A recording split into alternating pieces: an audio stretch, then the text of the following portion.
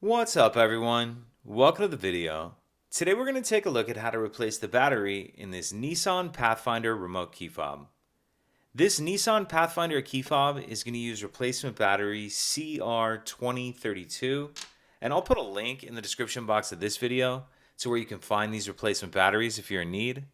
The other thing I'm going to be using to change this key fob battery is a flathead screwdriver.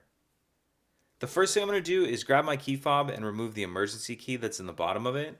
That's done by pressing this release on the back of the fob that my thumb's on, and the emergency key will pull out like that. We can set that to the side.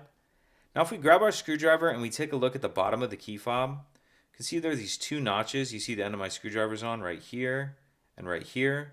And ideally you want to use a size screwdriver that's as big as it can be while still fitting in that notch.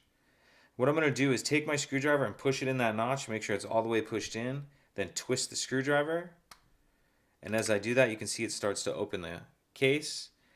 And once it's started, you may need to kind of take your screwdriver and run it down the side a little bit. Then once it's far enough apart, go ahead and pull it the rest of the way apart like that. In the back half of our case, we see our battery right here. You can see there's this little cutout in this battery holder that will allow you to get under the edge of the battery and pop it out of that holder. Then we'll grab the new replacement battery, and you want to make sure that you're installing that with the plus side down. And down here by this little metal clip, I'm going to start that edge in first. So that edge will get started in first, then snap it down into place. Snap the two halves back together.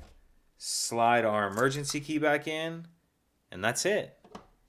If you could take a second to like and subscribe, it helps us out, and I'd appreciate it. Thank you.